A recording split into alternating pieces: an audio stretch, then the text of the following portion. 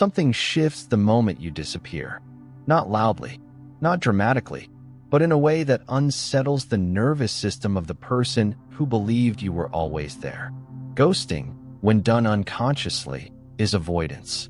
But when it comes from clarity, it becomes something else entirely. It becomes a mirror. You didn't block. You didn't explain. You didn't fight for understanding. You simply removed access. And that is where the psychological shock begins. Because what most people never realize is this: they don't miss you first. They miss the control they had over your availability. As Carl Jung said, until you make the unconscious conscious, it will direct your life, and you will call it fate. When you vanish without drama, you force the unconscious to wake up. Your silence interrupts a pattern they relied on. Your absence breaks the rhythm where they delayed, withdrew, breadcrumbed, knowing you would remain emotionally reachable.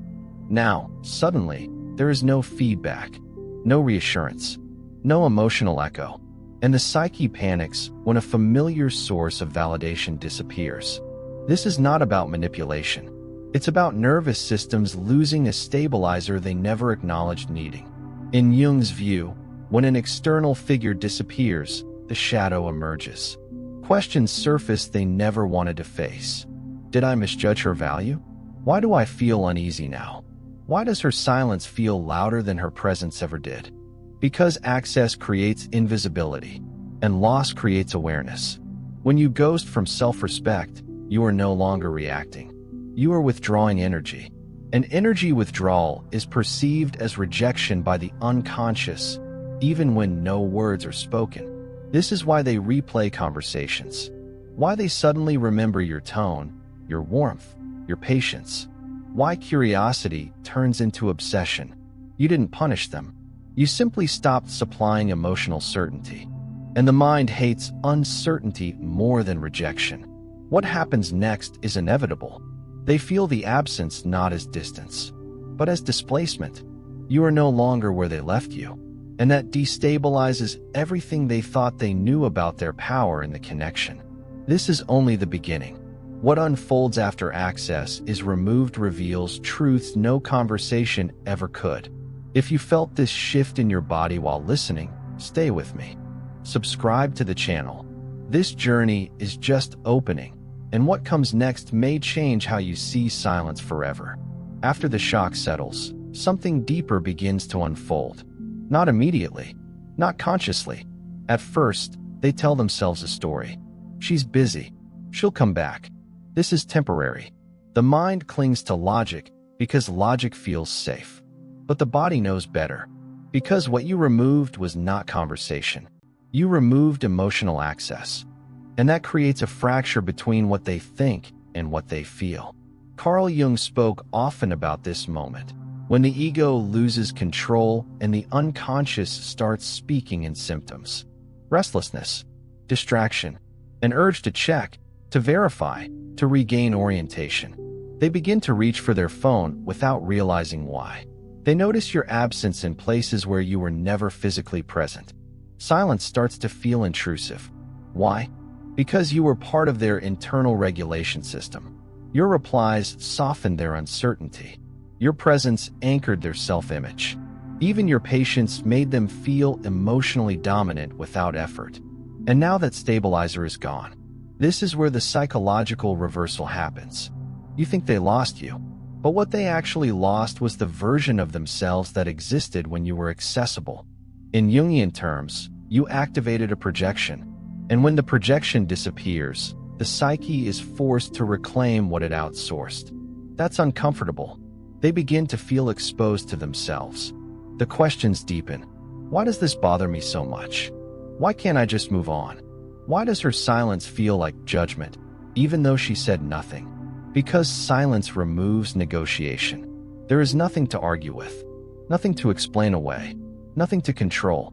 And control is the currency of emotional safety for immature attachment. When you disappear without hostility, you deny them the role of victim or hero.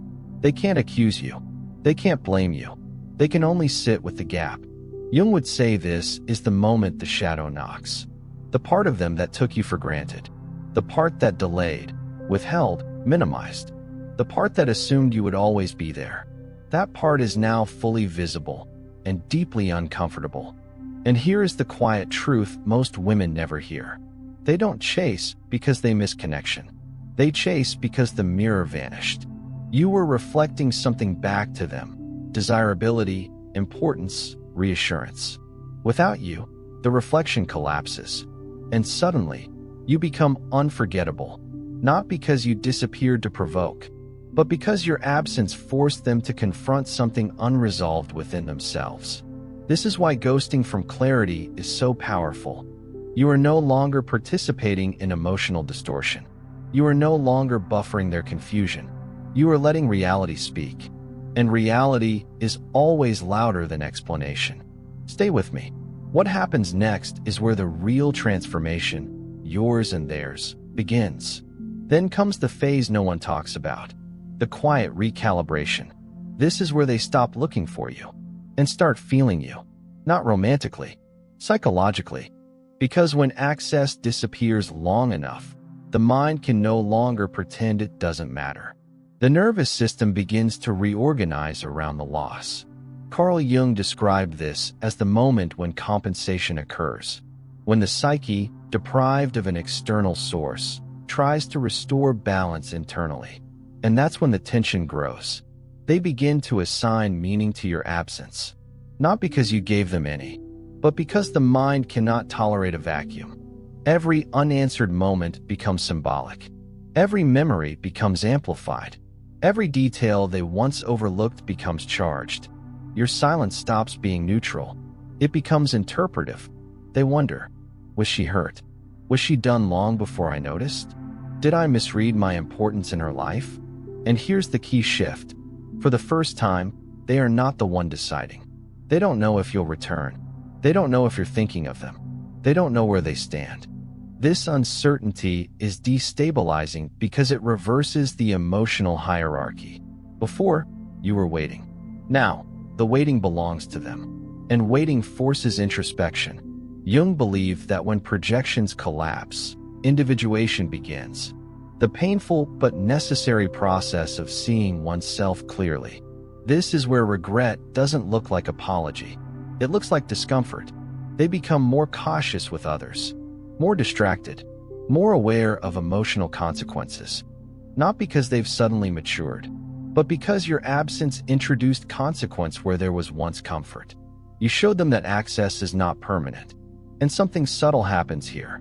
They begin to fear repeating the pattern, because now they know patterns can cost them something real. You. This is why some reach out suddenly, casually, as if nothing happened. They're testing reality. Is she still there? Is the door still open? Did I really lose her? But even if they never reach out, the shift has already occurred. You are no longer a given. You are a question. And psychologically, questions carry more weight than answers. Because answers close loops. Questions keep the mind engaged. Your silence didn't create drama. It created depth. And depth forces awareness. This is the moment where you must remain still. Not to punish, not to provoke, but to honor the boundary you finally embodied. Because the real power of ghosting is not what it does to them. It's what it restores in you. And that changes everything that comes next. What follows next is the most misunderstood stage. Not their reaction, but your internal shift. Because while their psyche is scrambling to reorient, something inside you has gone quiet in a new way. Not numb, not closed, clear. When you stop explaining yourself to someone who never truly listened, your nervous system finally stands down. The chronic vigilance dissolves. The constant self-questioning fades. And this is dangerous, not for you, but for the dynamic that once existed. Carl Jung believed that psychic energy flows where attention goes. When you withdraw attention, energy collapses from that space and returns to the self. That is exactly what is happening now. You are no longer rehearsing imaginary conversations, no longer anticipating their moods, no longer bracing for inconsistency. Your mind stops orbiting them. And this is where the true power of ghosting reveals itself, not as absence, but as recentering. They feel it because the energetic cord has shifted direction. Before it pulled toward them. Now it coils back into you. And psychologically, this is sensed as loss of influence. People don't panic when they lose someone who still emotionally revolves around them. They panic when they lose relevance. Your calm becomes unfamiliar to them. Your lack of reaction becomes unsettling. Because now, even if they reappear, they don't know who they're meeting. The version of you that overextended is gone. The version that waited is gone. The version that filled silence is gone. Jung would call this a withdrawal of projection. And the one who loses the projection experiences it as emptiness. That emptiness is not love. It is exposure. And exposure feels threatening to anyone who relied on emotional distance for power.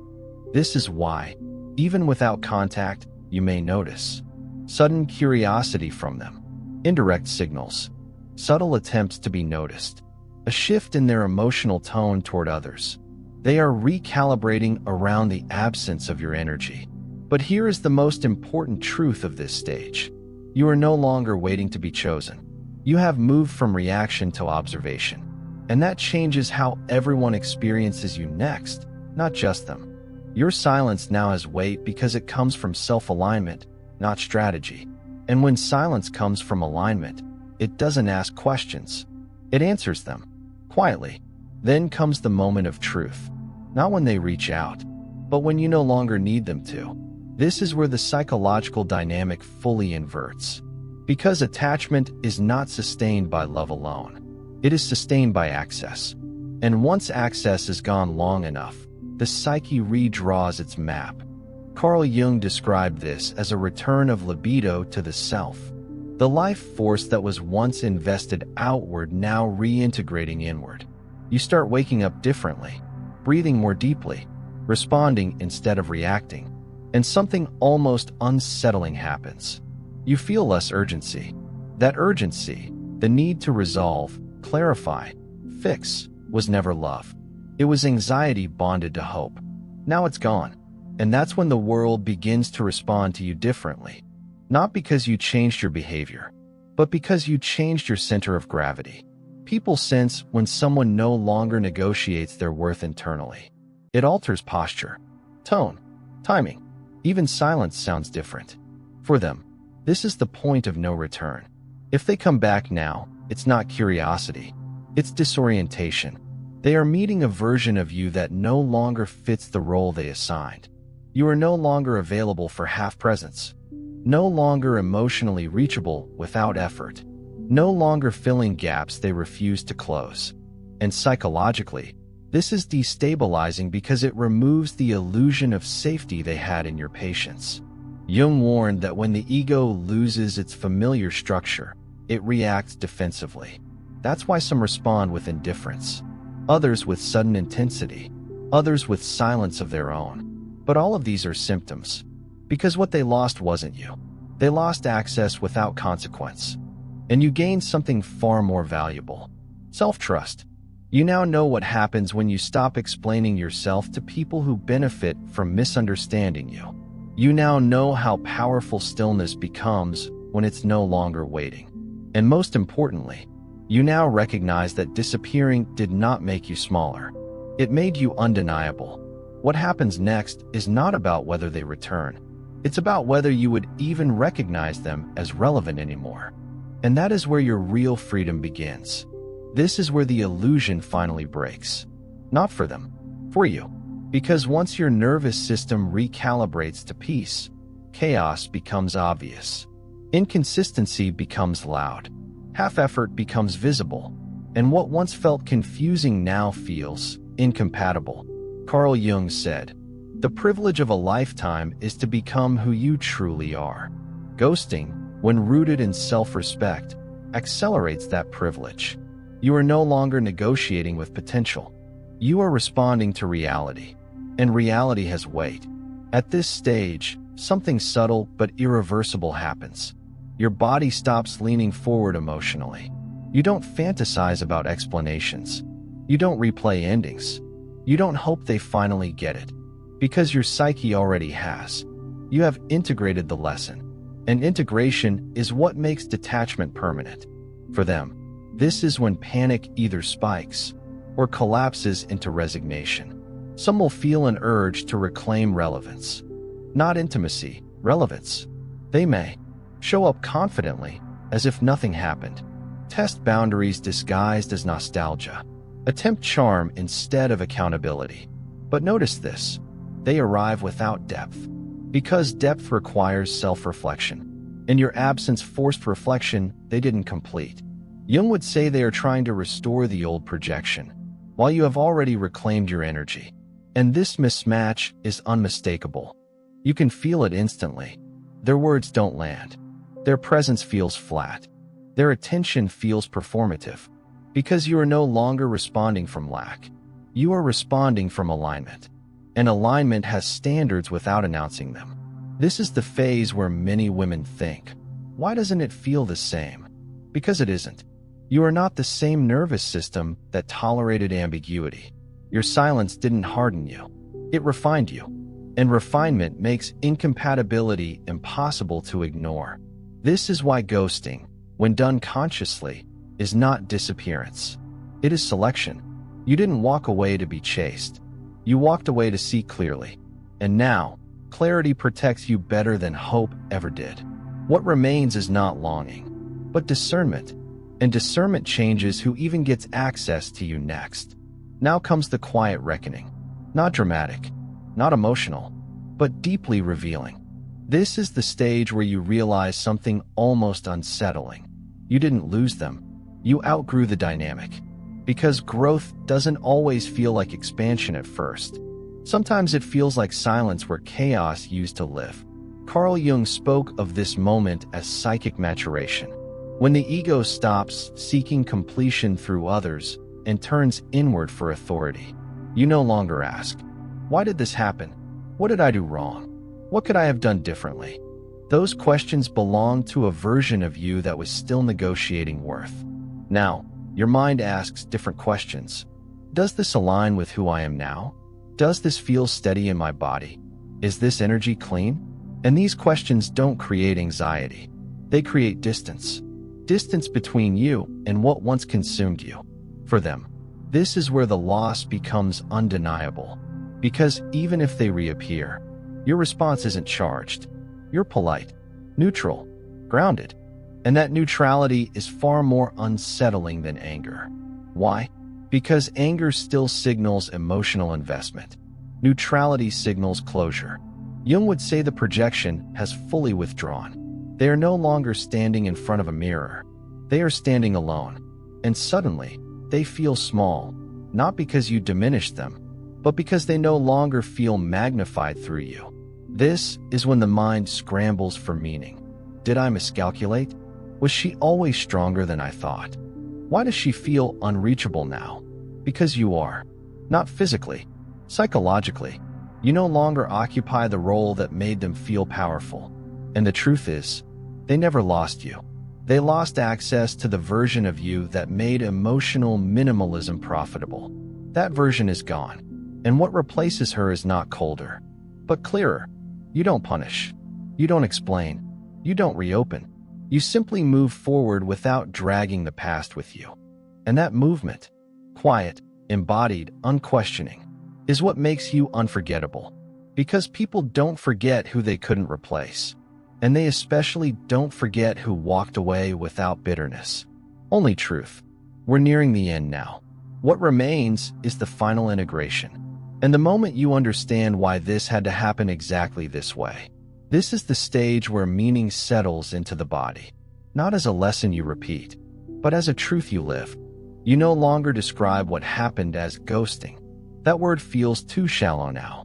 What you did was exit a psychological contract that was never spoken but fully enforced.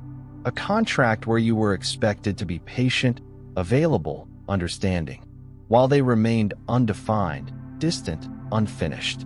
Carl Jung believed that suffering continues until consciousness intervenes. Your silence was that intervention. You didn't demand clarity. You became it. And that clarity reorganized everything. You now see how often women are taught to stay emotionally visible so others don't feel uncomfortable. how we are trained to soften exits, explain boundaries, dilute endings. But the psyche does not transform through explanations. It transforms through consequences. And consequence is what your absence introduced, not as punishment, but as truth. At this point, something beautiful happens. You stop identifying with the role of the one who was left.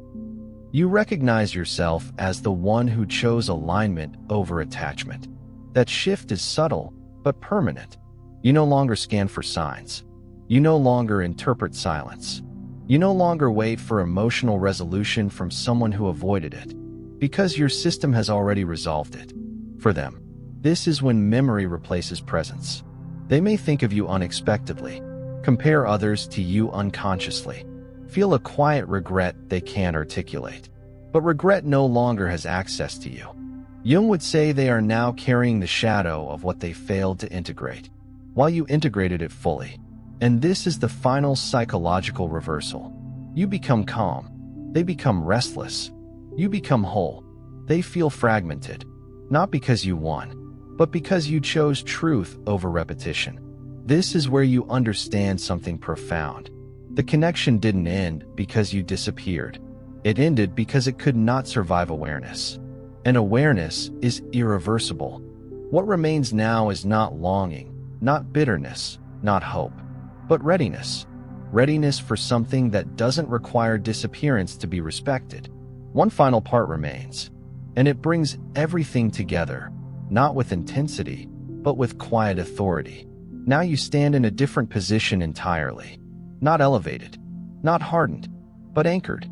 This is where you realize the most unsettling truth of all. Nothing dramatic had to happen for everything to change.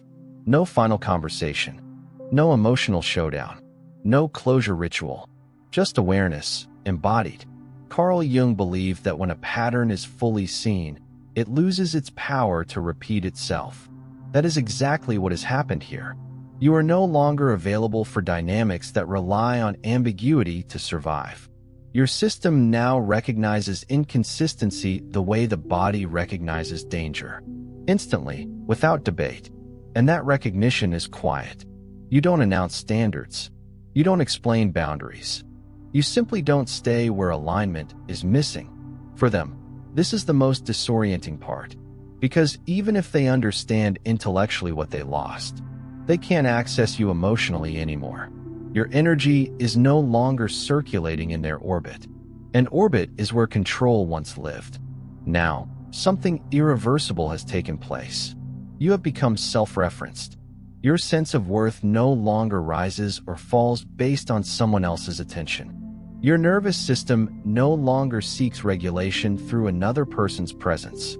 You regulate yourself. Jung would call this individuation, the moment when the psyche stops outsourcing authority and claims it internally. And from this place, relationships are no longer arenas of survival. They are choices. This is why, when you imagine reconnecting, something feels off. Not painful, just unnecessary. You don't feel resentment. You don't feel longing. You feel completion. And completion doesn't argue. It moves on. You now understand why disappearing was never about making them feel something. It was about allowing you to feel yourself again, without distortion. And once you feel yourself clearly, nothing unclear can stay close. Only one part remains. And it is not about them at all. This is the final integration, not an ending, a return. Because what you reclaimed was never about them. It was about your center. Carl Jung said, "The most terrifying thing is to accept oneself completely." And that is what this silence brought you back to. You didn't disappear to be dramatic. You disappeared because something in you refused to betray itself any longer. You stopped negotiating your nervous system. You stopped diluting your truth. You stopped explaining your worth to someone who benefited from misunderstanding it. And the moment you did, something ancient realigned. Your intuition sharpened. Your body relaxed. Your choices slowed and became precise. This is what power looks like when it's no longer reactive. Not loud, not performative, not trying to be seen, simply unavailable for distortion. They may remember you as the one who vanished.